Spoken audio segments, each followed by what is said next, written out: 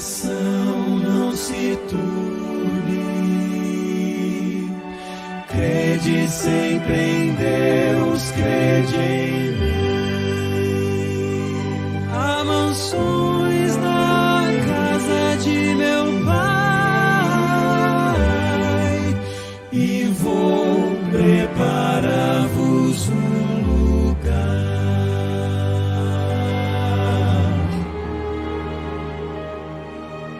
As palavras de Jesus ainda ecoam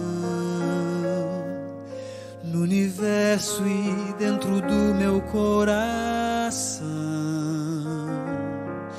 Foram ditas pelo Mestre há tanto tempo, mas são tão incrivelmente atuais. Quando vejo as notícias, vejo o mundo quase a ponto de se desintegrar. Eu me lembro da promessa tão preciosa de que Cristo muito em breve vai voltar.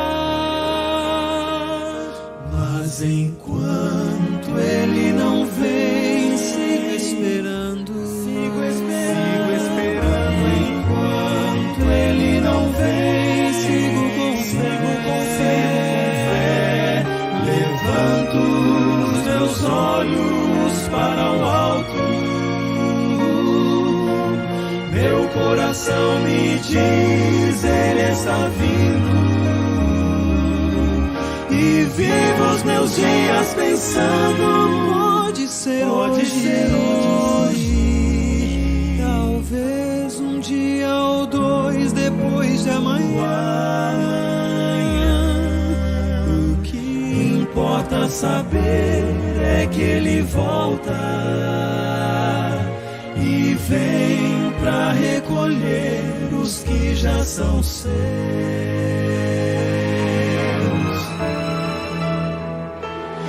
Meu maior desejo um dia é abraçá-lo e lançar-me aos seus pés em gratidão. Contemplá-lo face a face como os anjos e tocar as mãos feridas lá na cruz. Quando penso que este dia está chegando, quando o mal já não mais existirá, eu me animo e renovo as minhas forças, na certeza de que o céu será meu lar. Mas enquanto Ele não vem, sigo esperando. Enquanto Ele não vem, sigo com fé. Levanto os meus olhos para o alto. Meu coração me diz, Ele está vindo. E vivo os meus dias pensando, pode ser hoje. Talvez um dia ou dois depois de amanhã. O que importa saber é que Ele volta e vem para recolher os que já são seus. E vem para recolher os que já são seus.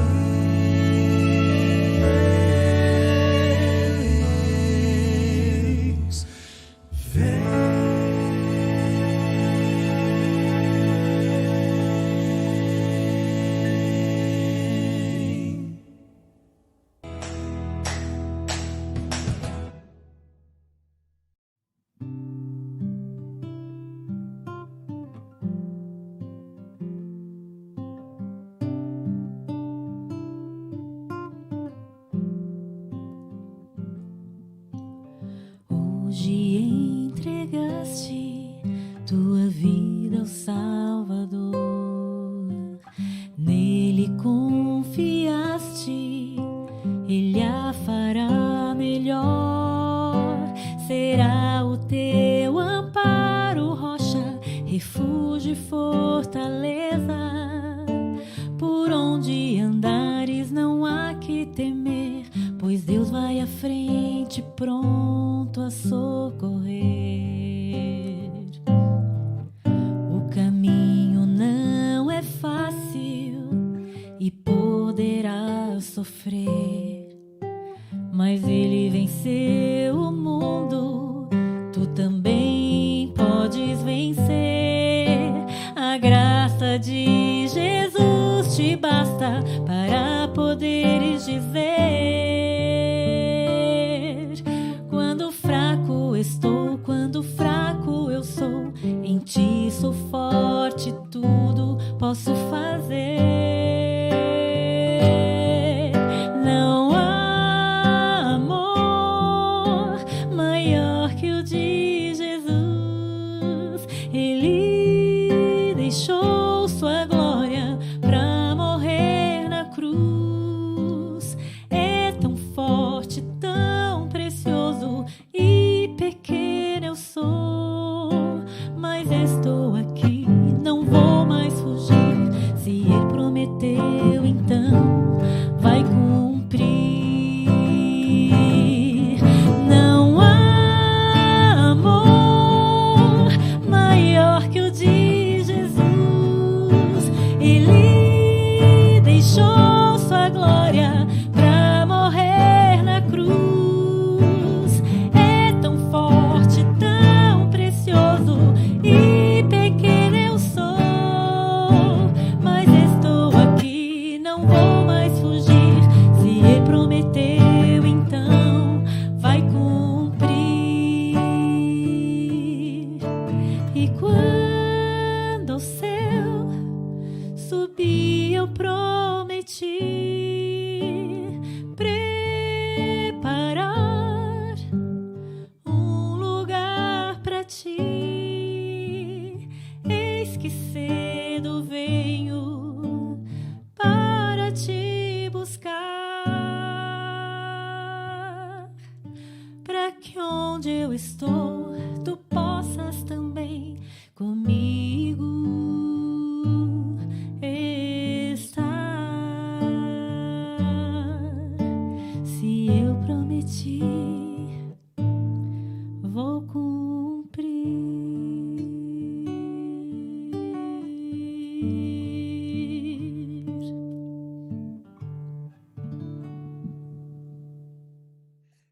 Olá, sejam bem-vindos à nossa Escola Sabatina Virtual de hoje.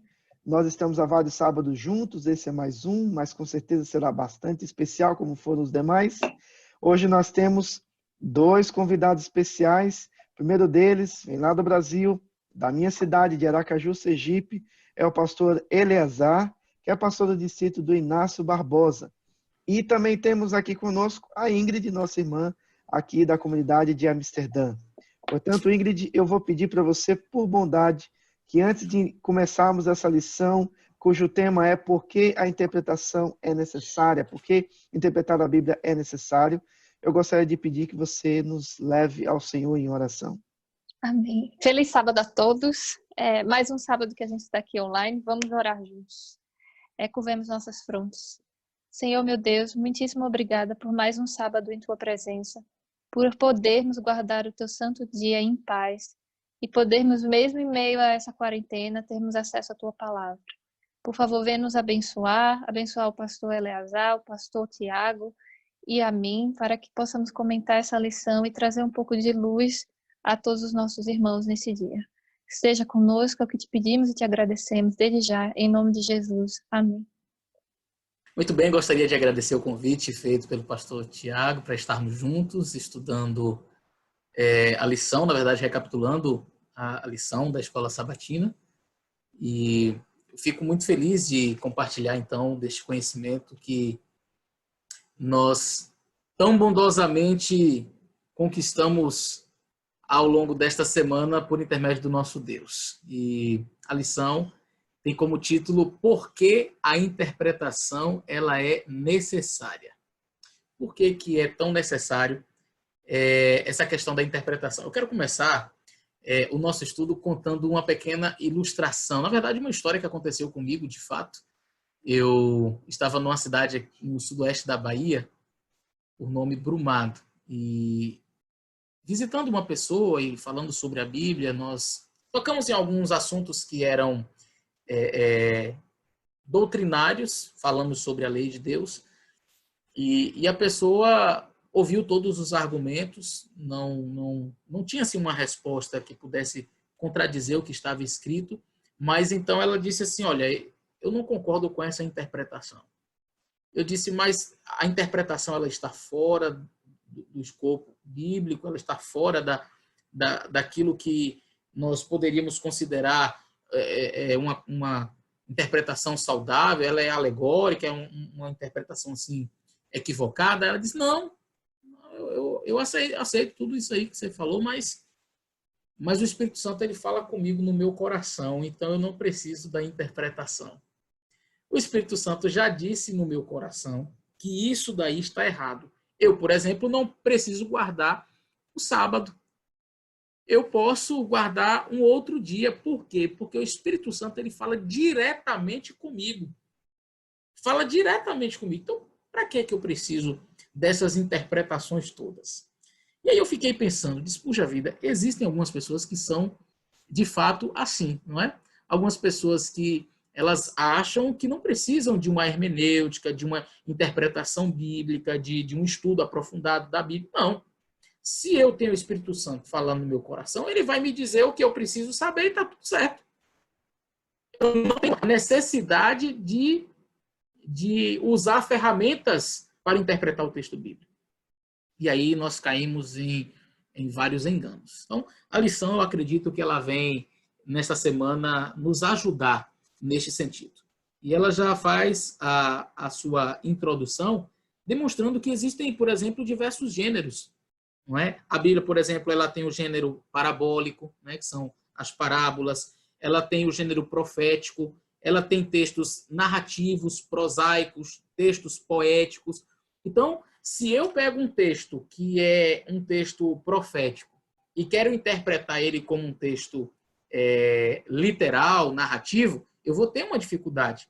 Ao mesmo tempo, se eu pego um texto narrativo e eu quero interpretá-lo de maneira profética, eu também vou chegar a um problema. Então, se a gente faz mistura com o estilo literário, se a gente faz mistura com os elementos de um livro com outro, a gente pode acabar trazendo interpretações muito equivocadas. E a gente teve aí, logo no início da era cristã, algumas pessoas que faziam usos interpretativos assim. Por exemplo, um que se destaca muito, Orígenes. Ele era conhecido por usar o método alegórico de interpretação. Então, ele pegava a Bíblia e saía alegorizando tudo. Para ele, tudo era uma alegoria. Qualquer número que ele visse, qualquer elemento que ele visse, ele criava uma história em cima. E eu conheço algumas pessoas que ainda hoje usam desse método alegórico. Eles começam a alegorizar o texto, eles começam a ver coisas onde não existe, não é? Então, pessoas que começam a pregar e dizem, por exemplo, Zaqueu subiu na árvore, sabe o que significa esta árvore? Esta árvore simboliza, rapaz, a árvore não simboliza nada, a árvore é a árvore. E Zaqueu subiu na árvore porque ele queria ver Jesus. Agora, você pode fazer aplicações homiléticas, uma aplicação, um sermão, né? Mas a gente não pode dar significados àquilo que a Bíblia não deu. Então, eu acho que essa pequena introdução já nos ajuda a percebermos que a interpretação correta, coerente da Bíblia, ela é muito útil ainda hoje, principalmente hoje, nos dias que estamos vivendo, porque já vivendo no tempo do fim, muitas falsas teorias têm surgido, muitas falsas ideias têm surgido por aí, algumas pessoas, infelizmente, usando desses métodos de interpretação equivocados, têm chegado a conclusões ruins e isso prejudica o andamento da causa de Deus. Eu já tive também algumas experiências interessantes de pessoas que tinham seus próprios métodos interpretativos e, geralmente, a maioria deles ou era para chamar atenção para si ou então para escapar de algum compromisso com Deus, na verdade. Mas a interpretação ela é necessária porque nós estamos lidando com um livro que é antigo, numa língua que não é a nossa, em contexto que é muito diferente do que nós temos hoje, e também porque nós temos limitações, né? E não só limitações, mas temos uma ampla criatividade, como o pastor Eleazar acabou de citar, né? E eu acho isso interessante. Quando você tem regras interpretativas, você consegue extrair do texto aquilo que o texto está dizendo naquele momento, mas que tem uma aplicação para a sua situação hoje.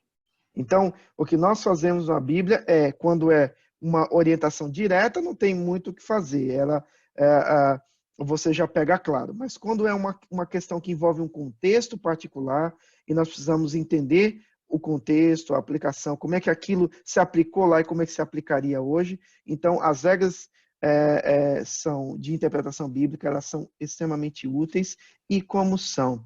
E o melhor, é uma ciência que traz para fora a revelação de Deus do seu texto sagrado. E isso também foi utilizado com Jesus. Quando ele deu aquele estudo bíblico no caminho de Emaús, ele estava ali simplesmente usando técnicas. Olha, você lembra o que foi dito lá? Pois olha o que aconteceu aqui. Ele estava usando meios de extrair do texto aquilo que o texto realmente queria dizer. Eu acho que é como vocês disseram, né? O importante é a gente tentar entender o que a Bíblia quer dizer e tentar ao máximo buscar um contexto histórico e não tentar ler algo com os nossos olhos. Por exemplo, uma passagem muito famosa é quando Deus diz que, eu estou aqui parafraseando, mas quando Deus diz que vai tornar o coração do faraó em pedra, né? E parece que Deus ele vai fazer com que o faraó diga não. É como se Deus fosse endurecer o coração do faraó, mas tendo um contexto histórico, e inclusive vocês podem até ver um daqueles episódios online do pastor Rodrigo Silva, é bem interessante quando ele vai ao Egito, ele falando que o contexto, que aquilo queria dizer é que os egípcios acreditavam que quando você morria, o seu coração ia ser pesado na balança, se eu não me engano, de Osíris, se eu não me engano.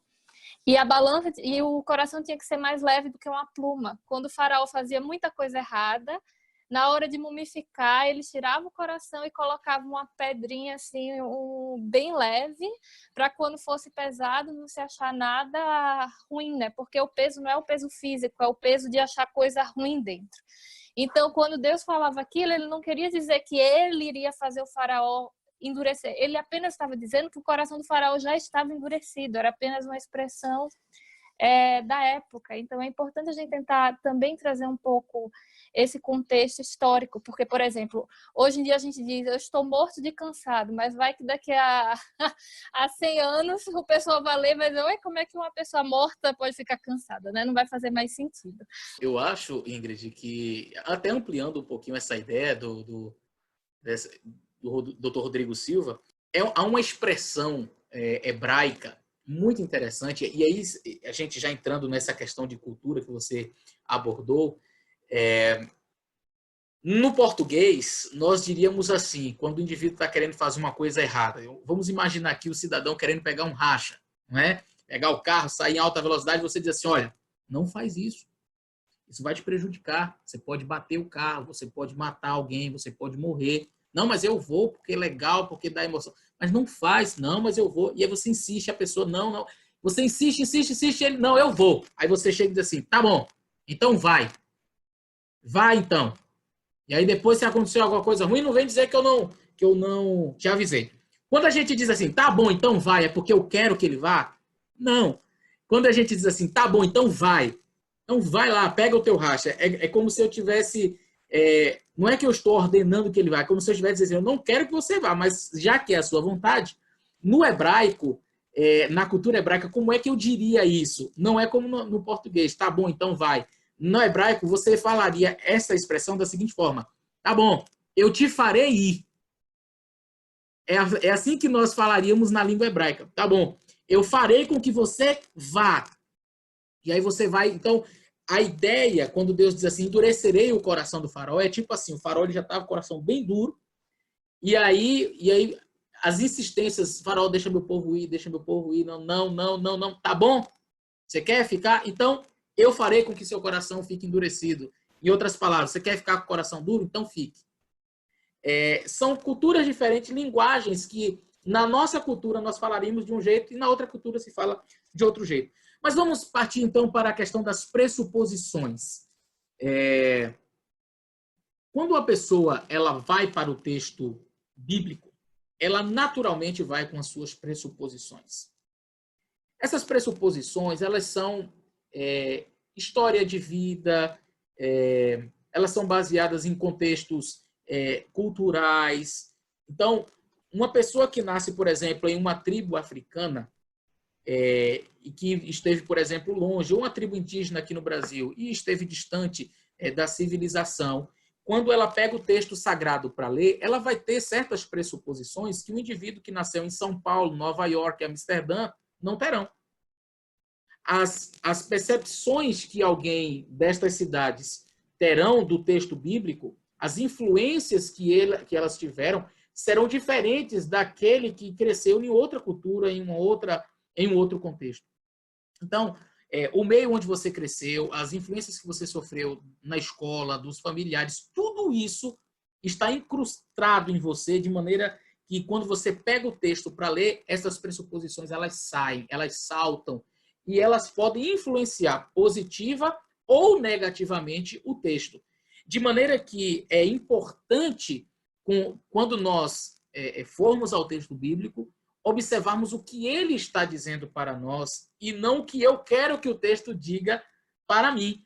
Uma das primeiras coisas que o professor de história vai lhe dizer é que a pessoa que escreveu tem um ponto de vista sobre a história. A pessoa não vai ser neutra. Por exemplo, nós no Brasil fomos colonizados, então quando a gente lê um livro de história da época da colonização, a gente vai ler que a colonização foi um período difícil, que Portugal e por um período de tempo até a Holanda, né, sugou todas as nossas riquezas, roubou o nosso ouro, escravizou pessoas trazidas da África, mataram os índios. Quando você vem aqui na Holanda e vai ler um livro de história holandês, ou talvez até em Portugal, não cheguei a ver um português, mas comparando, por exemplo, com o da Holanda, você vai ver que eles chamam isso do período de ouro, né? The Golden Age. E eles vão falar das conquistas marítimas da Holanda. Maurício de Nassau. Maurício de Nassau. O tanto que eles conquistaram, como eles levaram cultura aos povos distantes. Então, é interessante a gente ver, é como o senhor estava falando, na hora que nós vamos ler um fato ou um texto, a gente traz essa cultura, essa bagagem conosco. Isso a gente tem que estar ciente para podermos tentar colocar ao máximo, não é possível colocar tudo, mas colocar ao máximo essa bagagem que a gente traz de lado, né? E tentar ver o que é que Deus quer nos dizer e não querer trazer aí nossa interpretação para a Bíblia, né? Mas deixar a Bíblia trazer para a gente. Pastor Tiago, acho que você quer falar. E esse é um ponto complicado, porque nós temos as nossas pressuposições, né?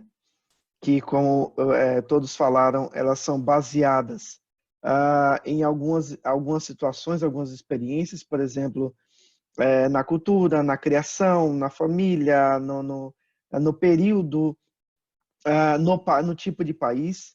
E quando a gente usa dessas pressuposições para interpretar a Bíblia, ou coloca essas pressuposições como um fato e não permite que a Bíblia me ensine, né? E isso cria várias dificuldades. Essa é uma das questões que atrapalham a correta compreensão da Bíblia. Por isso que a gente precisa de técnicas para extrair da Bíblia o que ela pode nos dar. Pastor Eleazar, qual a dificuldade que uma língua antiga e que não é a nossa gera na interpretação de um texto? Existe uma expressão em italiano que diz traduttore traditore. Eu acho que essa expressão é italiana. E essa expressão quer dizer tradutor, traidor. Todo tradutor é também um traidor. E por quê? Porque nem sempre o tradutor ele vai encontrar exatamente as expressões de determinada língua quando ele transpõe para outra.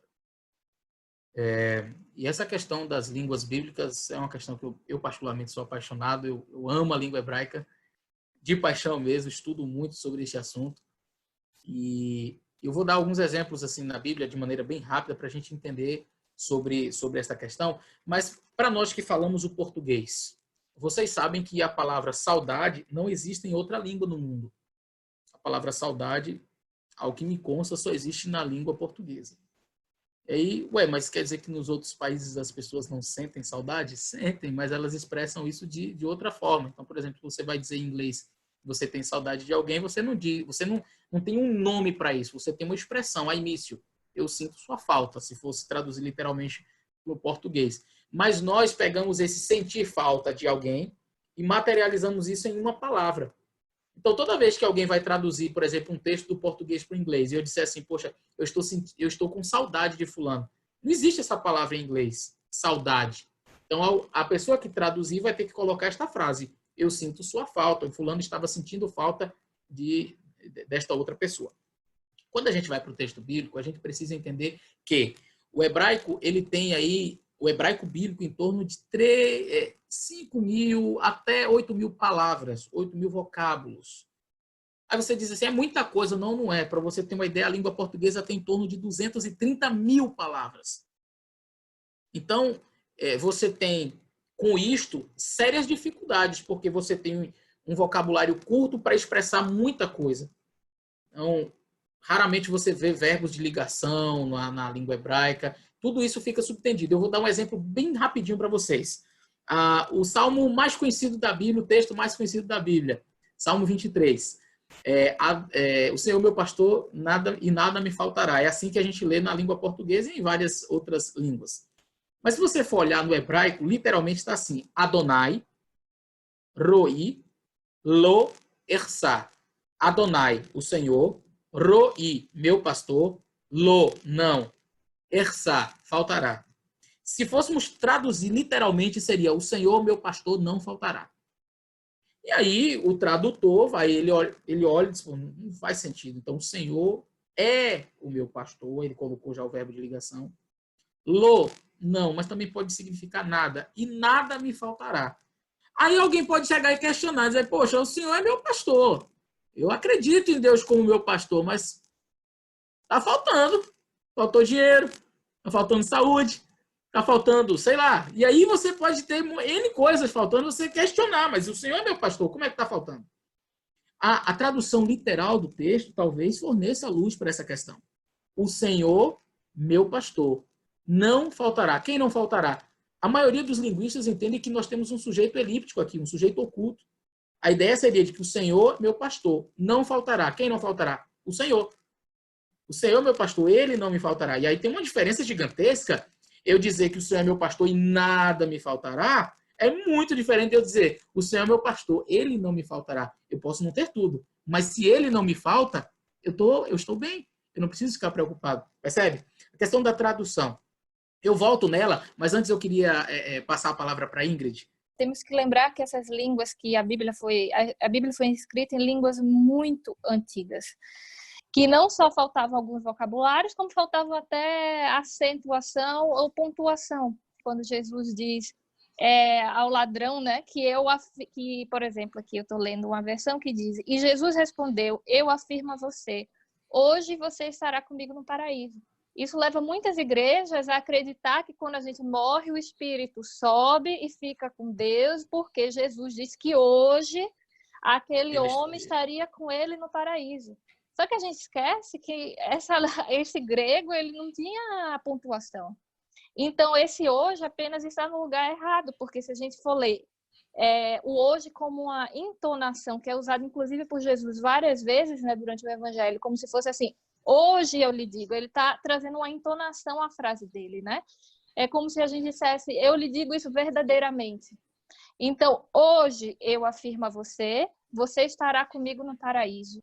Então, como a gente pode ver, né, uma simples mudança de uma palavra de um lado para o outro, uma vírgula daqui para lá, traz interpretação completamente diferente de um texto bíblico. Nesse texto, há uma interpolação, é um acréscimo de uma palavrinha, principalmente nas traduções em português. Eles colocam a expressão que, no grego seria hot, que não existe no grego. Se você olhar o texto, não existe que. Eles colocam assim, em verdade te digo, que hoje estarás comigo no paraíso. Esse que não tem lá.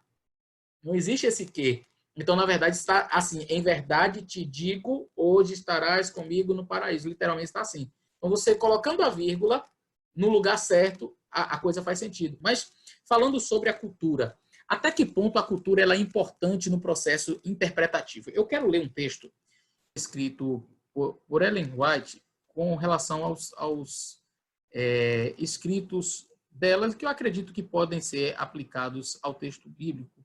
E eu acho que ele fala bem nessa questão da cultura. Ela diz assim: quanto aos testemunhos, aos escritos, coisa alguma deve ser ignorada, coisa alguma deve ser rejeitada. Entretanto, o tempo e o lugar têm que ser considerados. Eu acho essa frase fantástica. E por quê? Porque nós estamos inseridos numa cultura, nós estamos inseridos em um contexto e precisamos que esse contexto e essa cultura sejam respeitados. O que é um princípio, o que é uma norma? Norma, ela é mutável quanto ao tempo, a cultura e a geografia. Princípio é imutável quanto ao tempo, geografia e cultura. Então, vamos, de maneira, em um minuto, tentar mostrar isso. Roupa. É princípio ou é norma? É uma norma. Vá no Jardim do Éden. O povo não usava. Adão e Eva não usavam roupa. Pecado. Folha de figueira.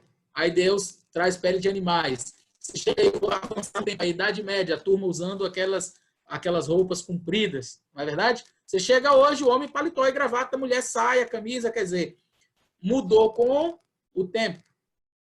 Muda com a geografia? Muda. Se você vai aí, talvez na Holanda, o tipo de roupa seja um pouco diferente daqui no Brasil.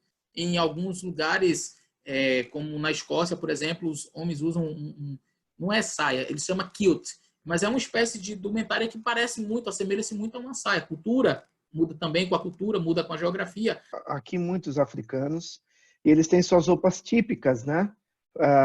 Da sua própria cultura. É bastante interessante. E se a gente fosse colocar certas tradições que nós temos em alguns lugares no Brasil aqui com relação a isso, com certeza haveria conflito.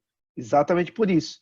São normas, elas têm às vezes sua importância, mas não são princípios e a gente tem que saber a diferença entre as duas para poder conviver bem. Então, quando a gente observa a questão do princípio e da norma, a gente vai perceber que a norma ela vai ser mutável quanto ao tempo, quanto à geografia, quanto à cultura.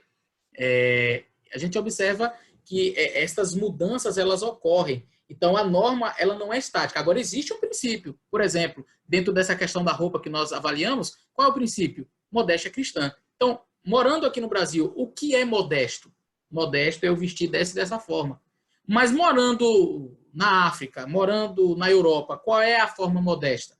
Aí a gente tem um outro padrão. Isso é norma. Agora, princípio, matar é pecado?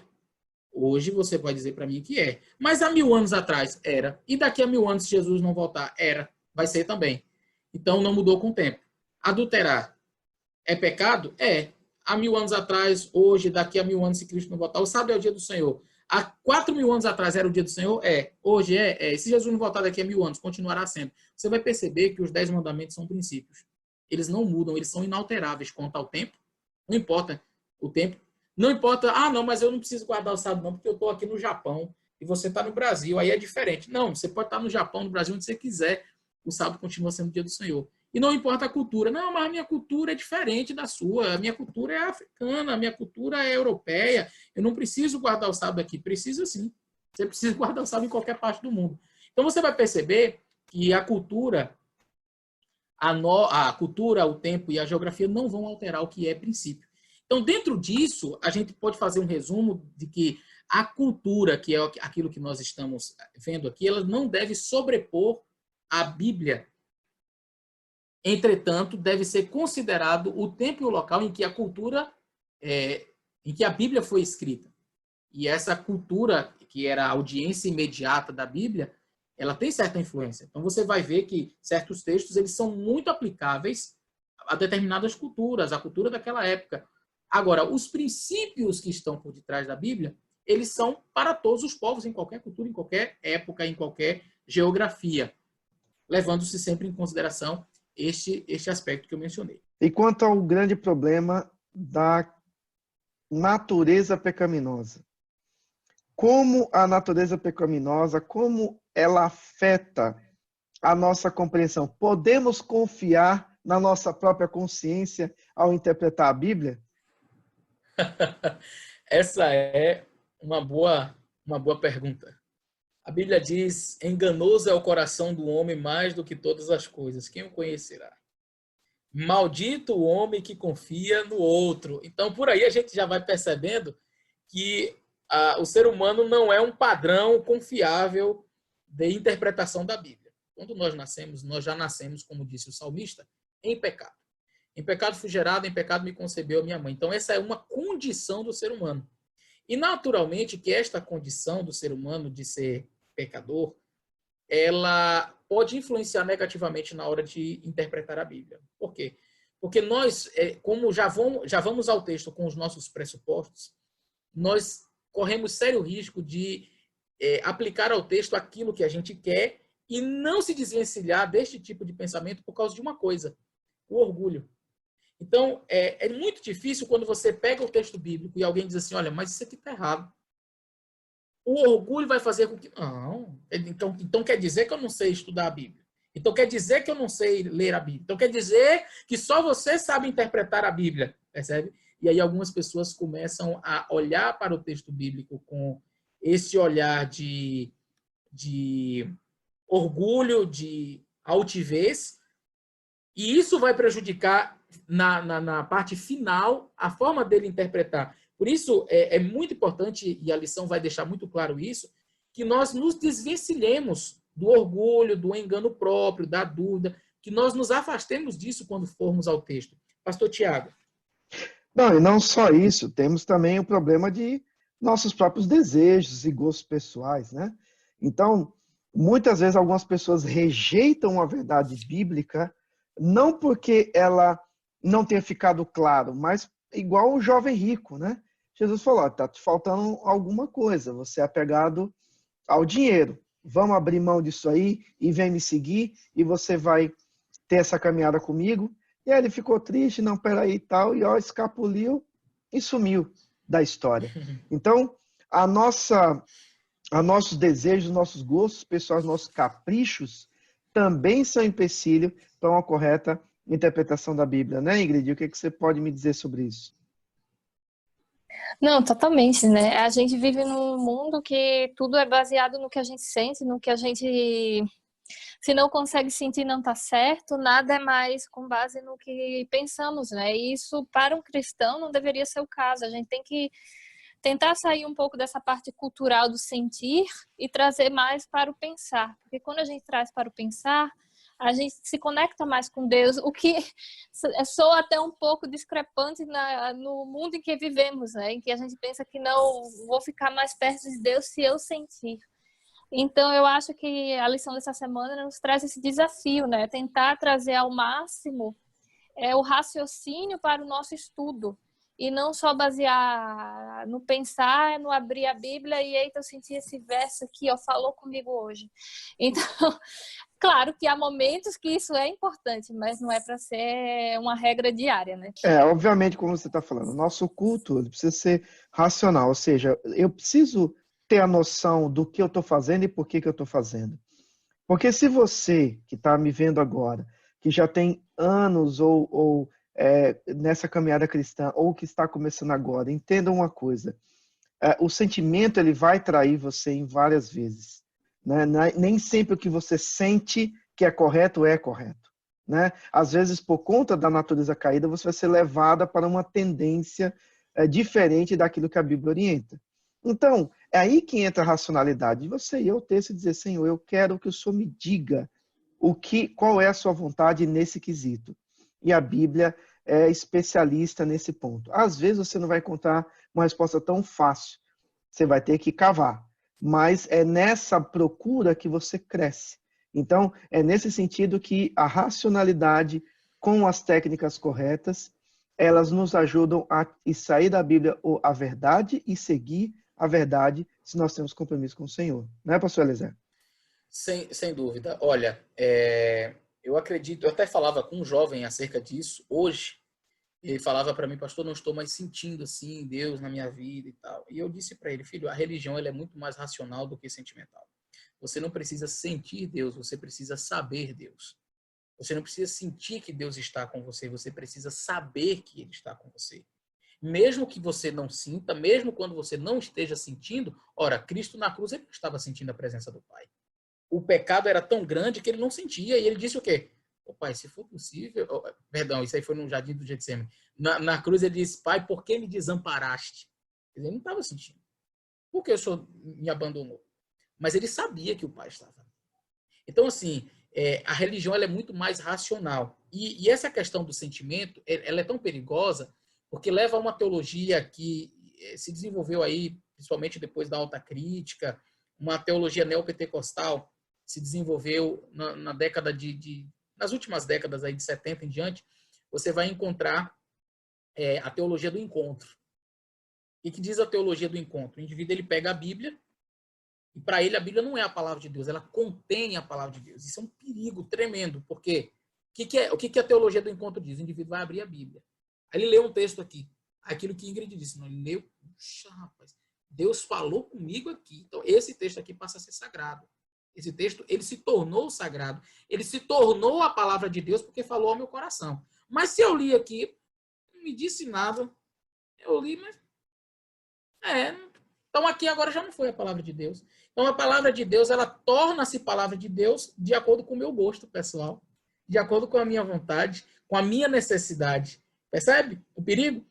Isso é o que diz a teologia do encontro. Eu vou à Bíblia para encontrar Deus. Se eu encontrar, beleza. Se naquele texto eu não encontrar, então Deus não falou comigo, aquela parte não é inspirada. Só se torna inspirada. O que hoje não é inspirado, amanhã já pode ser. De repente, a minha experiência, eu vivenciei um negócio terrível, que nesse texto que eu li hoje não fez sentido algum. Mas amanhã eu li, rapaz, agora se tornou a palavra de Deus. Quer dizer, a Bíblia, ela não é em sua totalidade a palavra de Deus, mas vai se tornando de acordo com a minha necessidade. Isso é um perigo tremendo, né? A teologia do encontro, e por isso que a gente precisa saber interpretar corretamente a Bíblia. Pastor Tiago. Isso, e indo já para o encerramento, essa questão que é importante, que nós devemos sempre permitir que a Bíblia é que pese as nossas opiniões e os nossos conceitos, né? E não o contrário. Especialmente nos tempos de hoje, onde estamos enfrentando tantas situações, heresias para lá e teorias da conspiração para cá, e pregadores, youtubers tentando conseguir seu minuto de fama baseado em questões conspiratórias, como é importante a gente deixar de lado a nossa opinião e diretamente a palavra e perguntar, Senhor, é isso mesmo? Então, essa é uma questão bastante interessante. E no desfecho ali de quinta-feira, nós temos por que a interpretação é importante. Então, é a conclusão do porquê do que, né? E é interessante saber que nenhum instrumento nessa terra, nem a igreja, tem o direito de sobrepor a palavra ou forçar uma interpretação que a Bíblia tem. Talvez a Ingrid tenha um comentário sobre isso. Eu acho que é interessantíssimo a gente ver na lição dessa semana o impacto que uma interpretação errada tem, né, para a doutrina da igreja, para o que acreditamos e para o que não acreditamos. Então, para mim, isso só me trouxe um desafio maior, que é estudar mais e procurar mais entender, tentar entender o que o autor quis dizer, né? E o que é que Deus quer dizer. Não apenas jogar uma interpretação com base naquilo que achamos, né? Com base nos nossos achismos. Então, eu acho que isso é o que faz da interpretação uma das partes mais importantes da Bíblia, né? A gente tentar se aprofundar ao máximo, talvez, por exemplo, até quando a gente estava falando sobre a questão das línguas, para nós que não estudamos teologia, é um pouco difícil até entender, né, que parte da Bíblia foi escrita em tal língua e essa língua queria dizer o quê. Talvez a gente não precise estudar isso profundamente, mas às vezes até dar um passo à frente, né, tentar buscar um conhecimento que não é tão fácil para nós, que não estudamos teologia, ilumine um pouco mais o nosso estudo, né? E aí também é como tem na lição, que eu achei isso muito bonito, que a questão da interpretação da Escritura é vital para a saúde teológica e missionária da igreja. Então, eu acho isso assim, eu acho que essa frase foi belíssima. Nós temos hoje, ainda que você não tenha estudado teologia, nós temos material para isso, né? Nós temos livros, nós temos dicionário, tem a internet, às vezes você dá um Google, você encontra uma explicação adequada, mas só nesse ponto, me permitam, também muito cuidado, tá? Porque nem toda explicação que você encontra sobre alguma coisa também é verdadeira. Você tem que também ficar esperto, né? Porque você está rodeado de perigos de todos os lados e você mesmo é um perigo para si mesmo, né? Porque a sua consciência pode lhe trair. Então, é muito importante. O que não falta é a gente tentando interpretar a Bíblia, né, trazendo interpretações meio estranhas, dizendo porque no grego estava escrito assim, ou essa expressão vem do latim, então uma interpretação assim que tem nada a ver. Eu, por exemplo, estava vendo um vídeo de um pastor falando, foi por acidente, inclusive, tinha um tópico interessante que eles estavam discutindo, eu fui assistir, eu não sabia, mas eles defendiam o arrebatamento. E ele falou, não, porque a palavra vem do latim. E daí esse livro nem em latim foi escrito. Então, assim, cuidado. É verdade, é verdade. Agora a lição deixa algo bem interessante, que eu achei muito próprio para esse momento. Apesar de as línguas originais serem importantes, a lição deixa claro que elas não são essenciais para a compreensão do texto bíblico. Por quê? Porque nós temos boas traduções.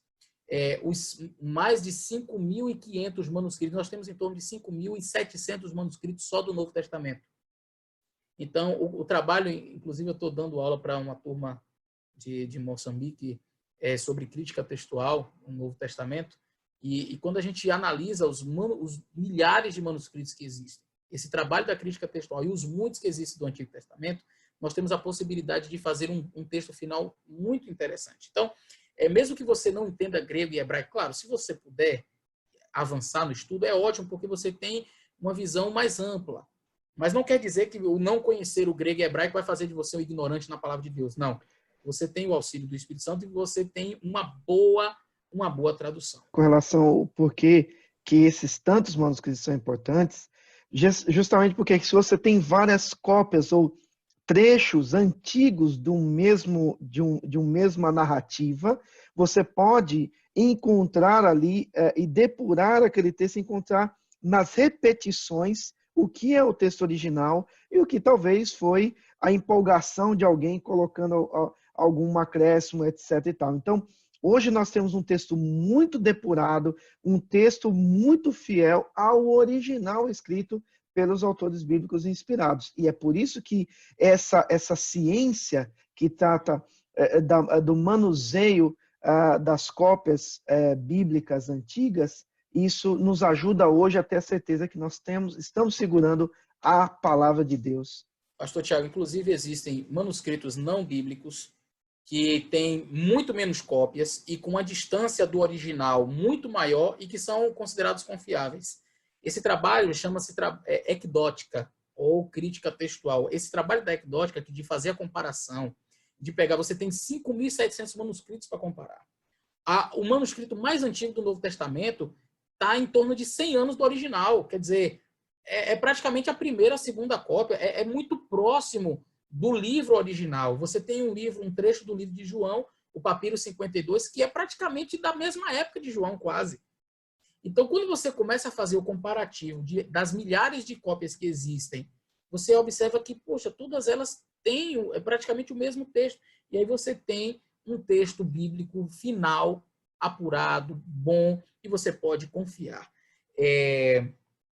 Destacando, então, para finalizar, essa questão da interpretação. Por que a interpretação ela é importante? Nós, adventistas, somos conhecidos como o povo do livro. O povo do livro. Isso significa uma coisa. As nossas doutrinas, elas não advêm da história, as nossas doutrinas não advêm de Martinho Lutero, as nossas doutrinas não advêm de Ellen White, as nossas doutrinas advêm única e exclusivamente da Bíblia Sagrada. Só. Toda a nossa regra de fé e prática está na Bíblia. Sola Escritura, tota Escritura. Então, a nossa doutrina, todas as nossas 6 doutrinas e 28 crenças que temos são baseadas única e exclusivamente na Bíblia Sagrada. E se nós quisermos avançar nesse sentido, precisamos confiar cada vez mais na Bíblia. Alguém perguntar, por que você acredita no sábado? Não, porque, veja bem, porque o pioneiro Tiago White, porque Ellen White, porque o Rice Smith. Não, esqueça. O que a Bíblia diz. Você prova as suas doutrinas, as suas crenças, é aqui, na palavra de Deus. E é por isso que é importante saber e interpretar corretamente a Bíblia. Deus possa nos ajudar nesse processo.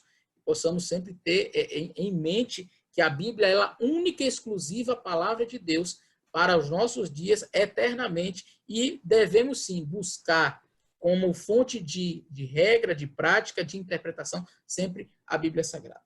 Pastor Tiago. E eu quero concluir, antes de pedir que o pastor Eleazar faça a oração final, eu quero concluir fazendo uma leitura do texto de sexta-feira, do livro Mensagens aos Jovens, na página 260. A autora diz: não leia a palavra à luz de opiniões antigas, mas com mente livre de preconceitos, busque-a com cuidado e oração. Se à medida que lê, você se sente convicto a respeito de algo e nota que suas próprias opiniões não estão em harmonia com a palavra, não tente adaptá-la a essas opiniões. Ajuste suas opiniões à palavra. Veja, não o contrário. É as suas opiniões que devem ser moldadas e ajustadas à palavra. Ou seja, a palavra tem o poder, a hierarquia, a autoridade sobre, inclusive, nossas próprias convicções e opiniões. Não permita que suas crenças ou práticas anteriores dominem o entendimento. Deixe a mente receptiva às maravilhas da lei. Descubra o que está escrito e então firme os pés na rocha eterna. Olha, muito obrigado a você por ter estado conosco nessa transmissão. Agradeço a Ingrid mais uma vez e vou pedir ao pastor Eleazar que faça a oração e conclua o estudo dessa manhã. Oremos. Nosso Deus e nosso Pai, nossa gratidão ao Senhor, porque nos deixou este legado tão importante que é a Tua Palavra. Agradecemos, Senhor, porque nós temos o privilégio de estudá-la, compreendê-la, porque o Senhor capacitou homens ao longo da história para que esse texto chegasse em nossas mãos de maneira tão abençoada, confiável.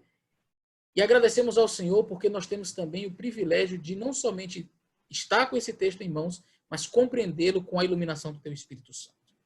Ajuda-nos, Senhor, a nos despojarmos de nossas ideias preconcebidas, do nosso egoísmo, orgulho, mas que, ao irmos ao texto bíblico, sempre estejamos dispostos a aprender a ouvir o que o texto quer dizer e aplicar à nossa vida, e nunca tentar influenciar o texto pelas nossas ideias. Abençoa os nossos irmãos neste dia, que a Tua graça repouse sobre cada um deles e que estas bênçãos também sejam extensivas aos seus familiares, em nome de Jesus. Amém.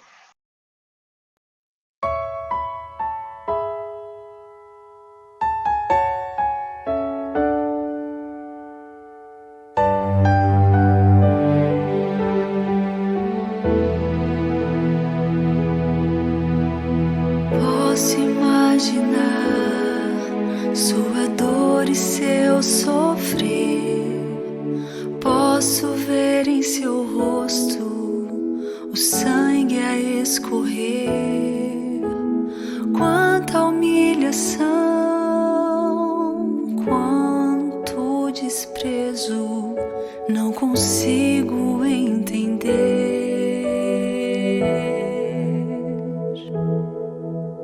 Só pode ser por amor que a vida entregou.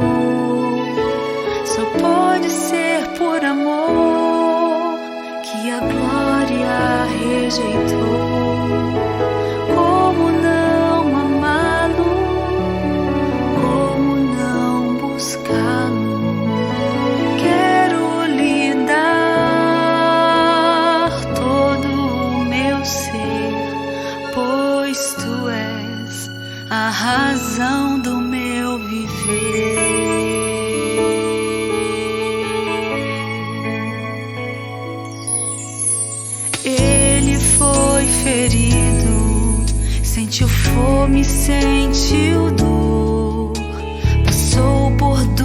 das provas para se tornar meu Salvador.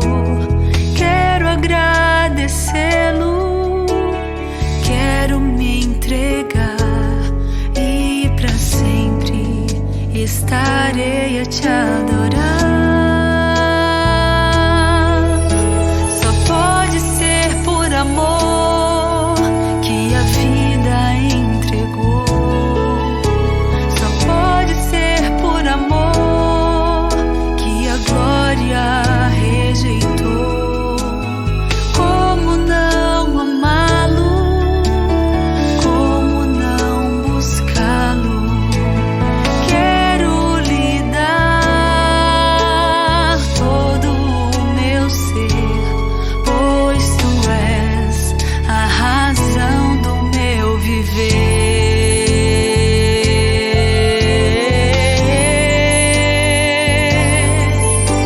Só pode ser por amor que a vida entregou. Só pode ser por amor que a glória rejeitou. Como não amá-lo? Como não buscá-lo? Quero lhe dar todo o meu ser, pois tu és a razão do meu viver. Pois tu és a razão do meu viver. Pois tu és a razão do meu viver.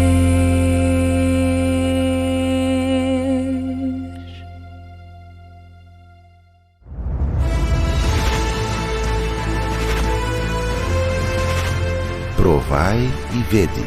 História de hoje: sopa de amor.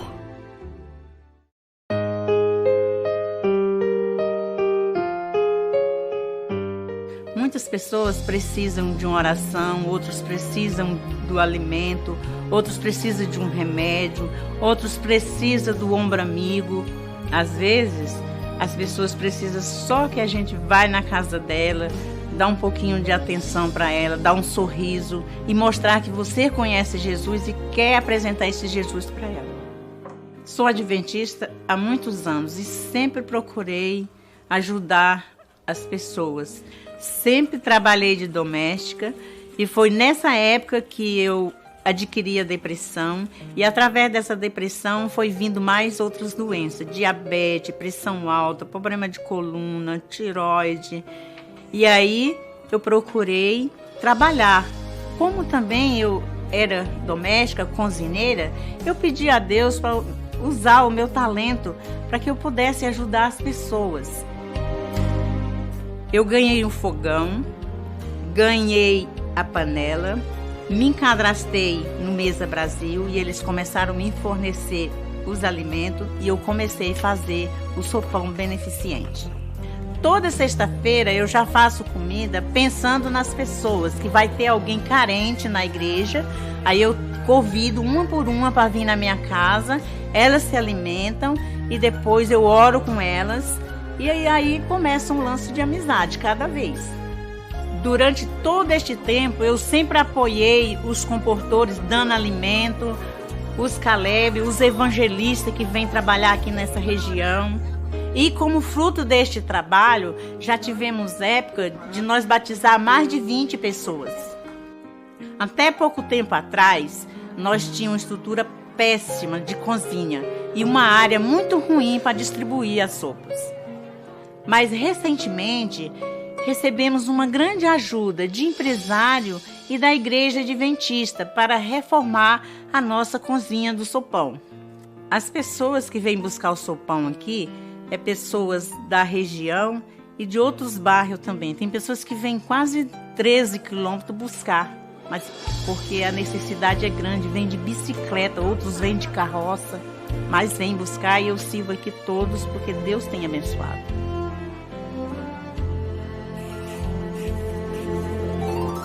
Hoje já faz mais de 5 anos que iniciamos o projeto e todos os domingos as pessoas carentes vêm buscar o sopão e leva para as suas casas para alimentar seus filhos, porque durante a semana eles não têm o que comer. Além do alimento material, eu também dou o alimento espiritual, levando as pessoas para a igreja, dando estudo bíblico, acompanhando aqui em pequeno grupo. As pessoas me perguntam, Eni, quais são os seus planos para o futuro? Eu respondo, fazer o que eu estou fazendo, servindo o sopão, fazendo bem para as pessoas, porque esta é a missão que Deus me confiou. Eu ainda continuo tomando remédio, mas eu sou feliz, porque eu tirei o foco da doença e me concentrei na obra que Deus me confiou, que é de ajudar os necessitados. Tudo eu posso naquele que me fortalece. Que tal você fazer o mesmo? Provai e vede. Que experiência maravilhosa essa da irmã Eni, não é mesmo? E agora, os convido para participar desse momento de adoração através dos dízimos e ofertas. Que Deus os abençoe.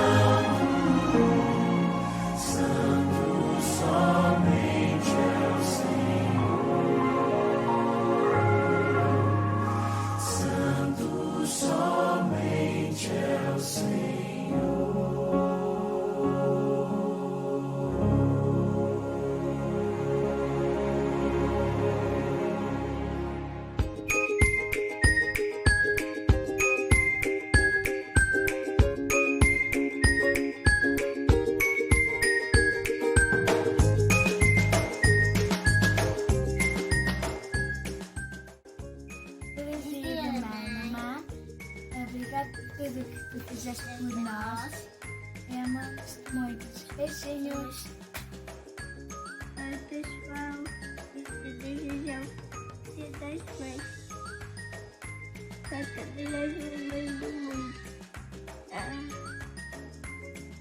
Eu estava escolhendo uma mãe também. Eu amo muito. Mãe, feliz Dia das Mães. Te amo muito, Deus te abençoe. Eu gostei de ser sua filha, um beijo. Então, mãe, vim te desejar um feliz Dia das Mães, dizer que eu te amo muito, que a senhora é uma mulher maravilhosa, uma mulher perfeita, uma mãe incrível. E é isso. Te amo! Feliz Dia de Mães! Querida mamãe, obrigada por você ser a mãe melhor do mundo. Eu te amo muito. Feliz Dia das Mães. Beijo. Feliz Dia das Mães. Feliz Dia das Mães! As mães precisam carinho E amor. por isso vamos dar um beijo grande. Tchau! Mother, I love all the mamas for the world. And mama good kiss. And Feliz Mother for all the mamas for the world. Okay. And happy Mother's Day for my wife, Rosie. And I wish all the best for all the mother and happy Mother's Day for all the women. Thank you. We love you. Bye. Feliz Dia das Mães. Feliz Dia das Mães, mamãe. Te amo. Feliz Dia das Mães. Oi, mãe. Nesse dia tão especial, eu queria compartilhar esse texto que representa não só você, mas todas as mães e diz assim: Mãe, ela tem a capacidade de ouvir o silêncio, de adivinhar sentimentos, encontrar palavras certas nos momentos incertos, nos fortalecer quando tudo ao nosso redor parece ruim. Sabedoria emprestada de Deus para nos proteger e amparar. Sua existência em si é um ato de amor. Gerar, cuidar, nutrir, amar, amar e amar. Amar com um amor incondicional, que nada espera em troca. Afeto desmedido e incondido. Mãe é ser infinito. Feliz Dia das Mães, mãe, e obrigado por tudo, te amo.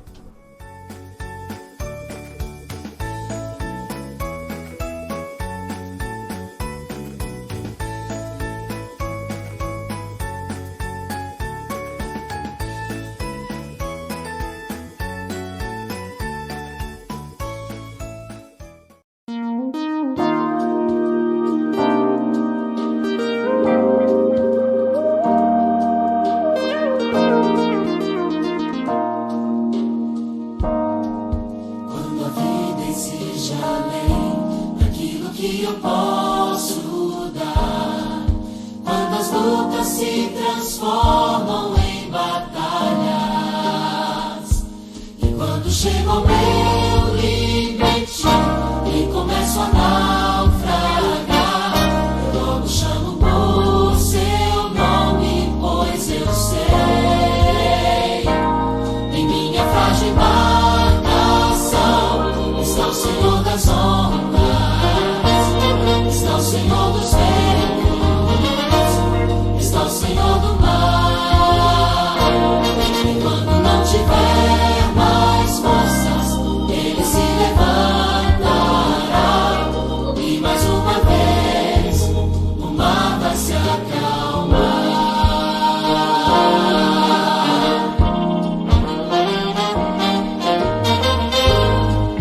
Quantas vezes já tentei sozinho a minha nau, mas cada vez mais longe as ondas me levarão.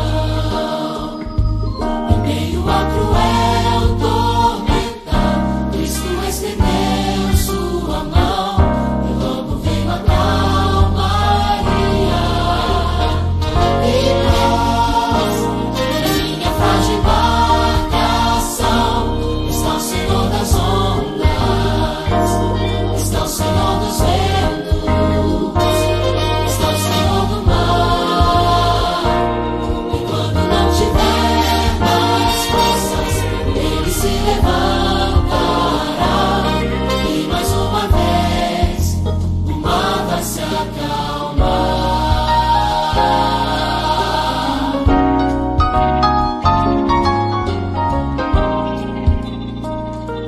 Em minha frágil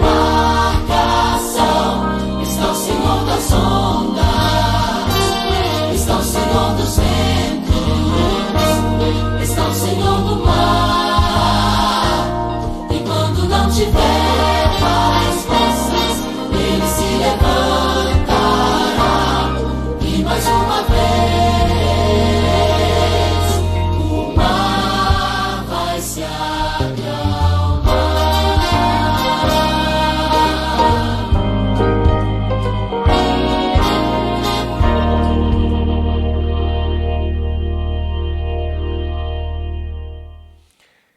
Olá, tudo bem?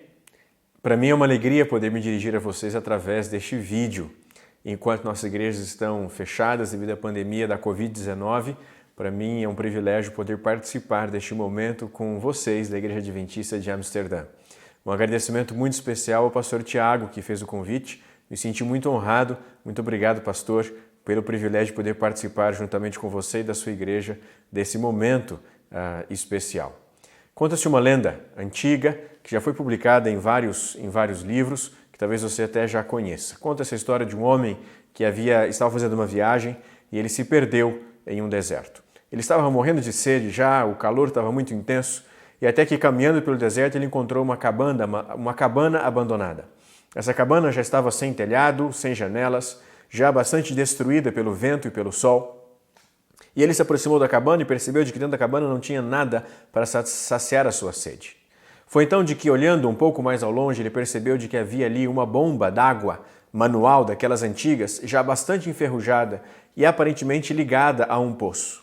Ele se aproximou daquela bomba, tentou então ali girar a manivela para que ela pudesse então expelir água do poço, mas ele girava a manivela, fazia barulho de ferro enferrujado e não saía água.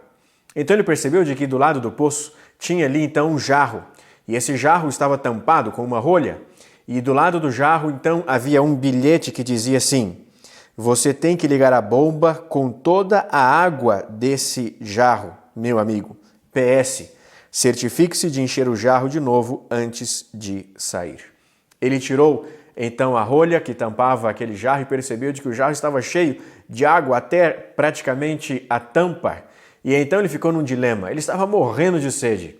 Ele beberia toda a água e garantiria então a sua sobrevivência, ou ele arriscaria derramar a água na bomba, encher a bomba d'água para que ele pudesse tirar então mais água e pudesse satisfazer e saciar ainda mais. E a dúvida ficava: melhor me garantir com esta água ou arriscar usar essa água e ter muito mais água ou não ter água nenhuma? Muito relutantemente, ele derramou toda aquela água na bomba, como dizia o bilhete, e começou então a girar a manivela. Girou, aquilo fazia um barulho de rangido, um rangido de ferro velho, enferrujado, fazia cada vez mais aquele rangido e não saía água. Ele girava um pouco mais e não saía água, girava mais ainda e não saía água, até que ele então simplesmente, depois de girar, depois de alguns 2 ou 3 minutos, saiu muita água, água fresca. Foi suficiente para que ele pudesse então beber, para que ele pudesse então satisfazer as suas necessidades, a sua sede, que há tanto tempo estava lutando contra ela, e pôde então encher o jarro novamente para o próximo viajante. Ele encheu o jarro, tampou com a rolha e escreveu então um outro bilhete que dizia assim: acredite em mim, realmente funciona. Você tem que dar tudo antes que você possa obter qualquer coisa de volta. Essa é uma tremenda ilustração sobre a fé. Ou a fé ela é uma completa entrega, ou então ela não te dará nada em troca. Martin Luther King, que foi o pastor batista, grande pregador, ativista contra o preconceito dos negros americanos, ele escreveu ou disse algo que para mim é bastante marcante. Ele disse assim: suba o primeiro degrau com fé. Não é necessário que você suba toda a escada ou que você veja toda a escada. Apenas dê o primeiro passo. Algumas pessoas, tentando consolar outras, utilizam erradamente um texto do apóstolo Paulo. Esse texto é 1 Coríntios, capítulo 10, verso 13. Você já deve ter escutado esse texto, talvez até saiba de memória. Diz assim: não vos sobreveio tentação que não fosse humana, mas Deus é fiel e não permitirá que sejais tentados além das vossas forças. Pelo contrário, juntamente com a tentação vos proverá livramento de sorte que a possais suportar. Alguns que dizem assim, em momentos de crise, em momentos de angústia, em momentos de problemas graves, há muitos que dizem assim: olha, a tentação, ou olha, esse sofrimento, ele não é Deus te deu porque você pode suportar. Ele não é maior do que as suas forças. Se Deus permitiu é porque você consegue suportar. Confie nisso. E muitas pessoas consolam outros com essa ideia. Acontece que esse texto aqui nos ensina de que a tentação não é maior do que nós possamos suportar. Ainda, ela só não é maior porque nós temos o auxílio de Deus também. Em outras palavras, Paulo está dizendo de que não há desculpas para o pecado, de que junto com a tentação, Deus também já proveu o livramento. Mas esse texto não se refere a situações problemáticas, a angústias e a problemas que você enfrenta. Realmente há situações na vida, há problemas que nós enfrentamos, há tragédias que temos que enfrentar que parecem que são insuportáveis. Parece que nós não conseguimos carregar e quer saber, não conseguimos mesmo. E o que nos resta diante disso é simplesmente confiar em Deus, para que Ele nos fortaleça naquilo que está além de nossas próprias forças. É nessa hora que só nos resta uma única saída: confiar completamente em Deus e entregar nas mãos dele. A boa notícia é que Deus vai ao seu encontro no momento de maior necessidade. Precisamos entender uma coisa: Deus muitas vezes não se manifesta porque Ele não quer uma fé baseada em milagres. Sabe por quê? Porque os milagres não podem produzir uma fé verdadeira. Olhe para a história de Israel. O Deus manifestou muitas vezes o seu poder com o povo de Israel, especialmente quando eles saíram do Egito. Deus fez cair as pragas, Deus abriu o mar vermelho, Deus fez cair fogo do céu, Deus fez cair comida do céu, Deus fez vir revoada de passos quando eles queriam comer. Deus fez água sair da rocha, Deus fez água amarga se transformar em água potável. Deus sempre estava atuando com poder, mas o povo de Israel, naquele período pelo menos, parece que ficou preguiçoso e então sempre esperava que Deus se manifestasse de forma sobrenatural. Observe, Deus sempre forneceu sinais em abundância, mas a reação dos israelitas diante da intervenção direta proporciona uma importante perspectiva sobre os limites inerentes a todo o poder. O poder pode fazer quase tudo, ou tudo, mas ele não pode fazer o mais importante. O poder não pode conquistar o amor. Acredite no que eu vou te dizer agora. Preste atenção. Se você está distraído com alguma coisa, preste atenção. Acredite no que eu vou te dizer agora. Deus não precisa realizar mais nenhum milagre na sua vida para que você possa confiar plenamente nele. Ele já fez o suficiente. Ele já realizou o suficiente para que hoje você pudesse confiar sem nenhuma dúvida em seu poder e em seu amor.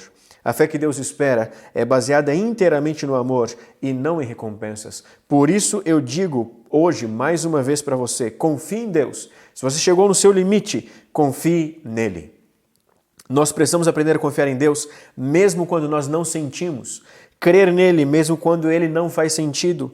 Segui-lo mesmo quando não temos certeza para onde ele está nos levando. E eu quero compartilhar com vocês um pouquinho agora do livro de Abacuque, que para mim é um livro bastante interessante. Abacuque foi um profeta, especialmente com as duas tribos do sul, num momento muito crítico do povo de Israel. Havia uma grande apostasia e eles estavam iminentes diante, a destruição deles também era iminente. Abra sua Bíblia, Abacuque, capítulo 1, e nós vamos aqui tirar algumas lições dessa história, que eu tenho certeza, esse livro tem confortado meu coração nesse período de crise que nós estamos vivendo e eu creio que vai confortar o seu também, porque a palavra de Deus é poderosa. Abacuque, capítulo 1, verso 1 e 2, diz assim o texto. Sentença revelada ao profeta Abacuque. Até quando, Senhor, clamarei eu e tu não me escutarás? Gritar-te-ei violência e não salvarás? Por que me mostras a iniquidade e me fazes ver a opressão? Pois a destruição e a violência estão diante de mim, há contendas e o litígio se suscita. Como eu disse, Abacuque viveu num período muito difícil do povo de Israel. E então, Abacuque questiona Deus, perguntando, Senhor Deus, olha, a violência, a injustiça social, a litígio, há uma série de problemas e eu não estou vendo o Senhor realizando nada, fazendo nada. Abacuque estava questionando porque Deus não intervia e resolvia o problema do povo. Deus responde para Abacuque dizendo de que sim, ele interveria, mas ele usaria a nação babilônica para trazer juízos a Israel e consertar aquilo que estava errado. O problema é de que Abacuque não entendeu nada, pior ainda. Abacuque começou a questionar Deus, dizendo, Senhor Deus, tudo bem, o povo de Israel, o povo de Judá, ele é um povo ruim, é um povo que está longe de ti, é um povo que está cometendo injustiças sociais, mas Senhor, Babilônia é ainda pior. Babilônia é ainda mais infiel, Babilônia é ainda mais cruel. O Senhor não pode favorecer aquele povo em detrimento do nosso povo, que é o teu povo. E Abacuque começa a questionar a Deus, dizendo, Senhor, olha, eu não entendo, nós estamos ruim, mas ficaremos pior se o Senhor utilizar Babilônia para fazer os seus juízos. Abacuque, então, depois que ele não entende a ação de Deus, ele fica mais nervoso ainda, ele toma uma atitude interessante. No capítulo 2, verso 1, depois de questionar a Deus, ouvir parte da resposta de Deus, ele faz a seguinte coisa, capítulo 2, verso 1. Por-me-ei na minha torre de vigia, colocar-me-ei sobre a fortaleza e vigiarei para ver o que Deus me dirá e que resposta eu terei à minha queixa. Abacuque, então, ele sobe numa torre de vigia, quem sabe nos muros de Jerusalém, e Abacuque, então, ali ele fica esperando, ele aguarda para ouvir a resposta de Deus. Aqui há uma lição preciosa. Para ouvir a resposta de Deus, nós temos que estar de vigia. Nós temos que nos desligar das distrações. Nós temos que nos aquietar, porque Deus não se manifesta muitas vezes na tormenta, mas no vento calmo, como foi no caso de Elias e como é no caso aqui também de Abacuque. Deus então depois responde para Abacuque, uma resposta de um texto belíssimo. Capítulo 2, verso 2. Abacuque estava na torre de vigia, aguardando a resposta de Deus, e assim Deus respondeu para ele. O Senhor me respondeu e disse, escreve a visão e grava sobre tábuas, para que a possa ler até quem passa correndo. E aqui está o grande texto. Porque a visão ainda está para cumprir-se no tempo determinado, mas se apressa para o fim e não falhará. Se tardar, espera-o, porque certamente virá e não tardará. Observe o aparente contrassenso que Deus fala para Abacuque, dizendo, olha, se tardar, espera, mas não vai tardar. Mas se demorar, calma, porque vai chegar. Em outras palavras, Deus estava dizendo assim a Abacuque, ainda que você não me entenda, ainda que você não saiba por que estou agindo dessa forma, o que eu prometi, que é cuidar do povo de Israel, que é salvar Israel, vai se cumprir. No tempo certo, a minha promessa vai se cumprir. Em outras palavras ainda, Deus está dizendo para Abacuque, Abacuque, confie, vai chegar o tempo e eu vou agir. O problema é que nós vivemos numa sociedade extremamente desconfiada, numa epidemia de desconfiança. Ninguém mais confia em ninguém. Uma pesquisa feita aqui no Brasil pelo jornal Gazeta do Povo, pelo menos publicado pelo jornal Gazeta do Povo, ele menciona de que apenas 7% dos brasileiros dizem confiar nas pessoas. 37% acham que só pessoas da família ou amigos próximos são confiáveis. O Brasil tem se tornado um país com cada vez mais desconfiança e eu tenho certeza que essas questões todas do coronavírus ainda vai intensificar mais a desconfiança dos brasileiros. Aqui no Brasil, apenas 7% das pessoas confiam no Congresso Nacional. E um outro dado curioso, 37% das pessoas confiam no Facebook e apenas 35% das pessoas confiam nos jornais. Observe, há pessoas que confiam mais nas redes sociais do que nos jornais impressos. Isso, sem dúvida nenhuma, nos reflete também para a vida espiritual. E muitas vezes nós estamos tendo dificuldade de confiar plenamente em Deus, mesmo quando Deus não faz sentido. Abacuque não entendeu por que Deus agiria daquela forma. Abacuque não podia crer como Deus usaria a Babilônia para julgar o seu povo, mas depois de ouvir a resposta de Deus, Abacuque, no tempo determinado, a visão se cumprirá. Abacuque decidiu confiar. Se você quer aprender a confiar, precisa se lembrar de que a fé está baseada não no que Deus faz, mas no que Deus é. Abacuque entendeu isso. No final do capítulo 2, ele diz assim, no verso 20, depois de ouvir a resposta de Deus, ele diz assim, o Senhor, porém, está no seu santo templo, cale-se diante dele toda a terra.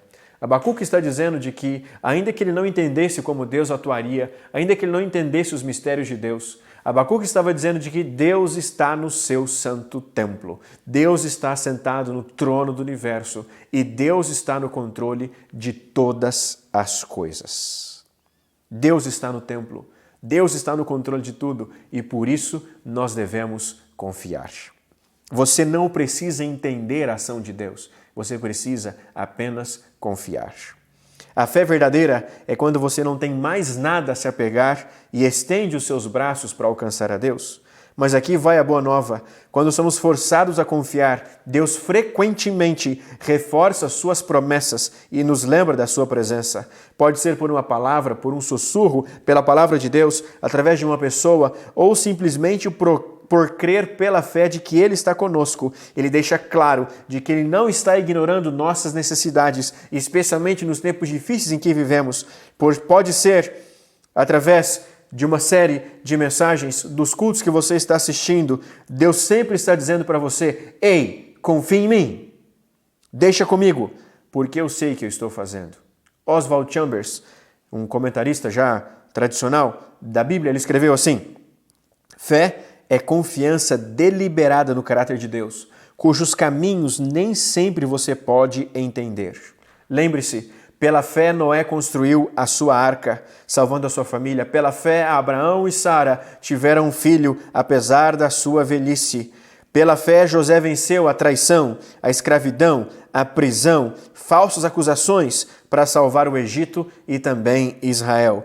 Pela fé, os israelitas marcharam ao redor dos muros de Jericó até que as muralhas caíram pelo chão. Pela fé, você vai atravessar o vale que você está passando. Você crê? Tem gente aqui que está nos escutando que precisa aumentar a sua fé em Deus, que precisa confiar mais em Deus. E hoje é o dia, agora é o momento de confiar mais no Senhor Jesus Cristo. Se o seu casamento está em ruínas e você simplesmente desistiu e pensou, agora eu me divorcio, é neste momento que você cava fundo no poço da fé até encontrar esperança e continuar lutando, se lembrando dos votos que você fez no dia do seu casamento. Se os seus filhos estão tomando decisões erradas e todos disseram que não há mais esperança, você confia pela fé que Deus está operando na vida deles. Deus está operando em seu favor. Se há anos você está esperando por um milagre, não se esqueça, você caminha pela fé porque Deus está cuidando de você. Não importa o que aconteça, continue confiando pela fé. Talvez seu dinheiro não esteja dando até o final do mês. Talvez você esteja desempregado por causa do coronavírus e da quarentena. Não se desespere, apenas confie em Deus. Abacuque confiou. Observe o que ele diz. No final do livro, depois de ouvir a resposta de Deus, Abacuque demonstra uma fé extraordinária, que é, para mim, um dos textos mais significativos de toda a Bíblia, que se não está marcado na sua Bíblia, você tem que marcar. Está lá no final do livro de Abacuque, no capítulo 3, versos 17 até o verso 19. Diz assim: ainda que a figueira não floresça, nem haja fruto na vide, o produto da oliveira minta, e os campos não produzam mantimento, as ovelhas sejam arrebatadas do aprisco, e nos currais não haja gado, todavia eu me alegro no Senhor, e exulto no Deus da minha salvação. O Senhor Deus é a minha fortaleza. O Senhor Deus é a minha fortaleza. É hora de se alegrar no Deus de nossa salvação, ainda que esteja dando tudo errado, ainda que você não veja a luz no fim do túnel, ainda que falte mantimento, ainda que os problemas não desapareçam, ainda que a dor muitas vezes é maior do que nós suportamos. Como diz Abacuque, nós nos alegraremos no Senhor, porque o Senhor é a nossa fortaleza, é Deus quem nos fortalece. Não nos resta nada mais a não ser confiar em Deus nos momentos mais difíceis. É hora de se alegrar no Deus de nossa salvação. Se alegre, sorri. Se você está angustiado emocionalmente falando porque não sai de casa já há tempos, se você está angustiado pela quarentena porque não pode sair com seus amigos, porque você não pode ir e vir como você sempre gostou, você está preocupado porque são só notícias ruins na televisão, se você anda angustiado, para um pouquinho aí. Respira fundo. E se alegre no Senhor. Dá um sorriso aí agora. Dá um sorriso para quem está do seu lado. Se você está sozinho, sorria para a televisão, para o seu celular. Se você está com a sua esposa, com seus filhos, dá um sorriso para eles. Alegre-se porque o Senhor Deus é a nossa fortaleza. Eu quero mencionar aqui uma frase tremenda de Campbell Morgan, um antigo pensador inglês. Ele escreveu assim: a nossa alegria é proporcional à nossa confiança. E nossa confiança é proporcional ao nosso conhecimento de Deus. Vou repetir. Nossa alegria é proporcional à nossa confiança e nossa confiança é proporcional ao nosso conhecimento de Deus. Essa frase é tremenda. Quanto mais você conhece a Deus, mais você vai confiar nele. E quanto mais você confia em Deus, mais feliz você vai ser. Fé não é fé enquanto você está agarrando em alguma coisa. Se você não tem mais nada que agarrar, mais nada para confiar, é hora de estender os braços e agarrar nas mãos de nosso Deus. Você prossegue um passo atrás do outro, um dia após o outro, mesmo que você não entenda, mesmo que esses problemas aconteçam, mesmo que você não enxergue solução, você continua caminhando, caminhando, caminhando e vivendo pela fé. Quer você agora fortalecer a sua fé em Deus? Confie nele. Confie porque ele está no seu santo templo e ele é a nossa fortaleza. Que Deus nos ajude a aumentar nossa fé. Quero orar com você agora. Feche seus olhos e vamos orar. Grande Deus e Pai, nós estamos vivendo num momento peculiar, num tempo de exceção, algo que nós nunca experimentamos em nossa vida. Mas, Senhor, nós queremos confiar em Ti. Ainda que nós não entendamos tudo o que está acontecendo, nós queremos confiar em Ti. Ainda, Senhor, de que os problemas aparecem, ainda que as dificuldades parecem ser pesadas demais, nós queremos confiar em Ti, caminhando pela fé, um passo após o outro. E ainda que as coisas estejam dando errado, nós vivemos pela fé, confiando em Ti, Senhor. Nos abençoe, Pai. Por favor, em nome de Jesus. Amém.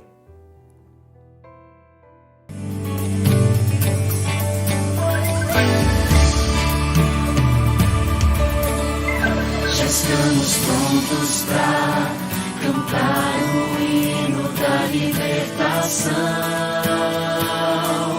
Já estamos prontos para louvar o Deus da eterna redenção. Quando ao longe vislumbrar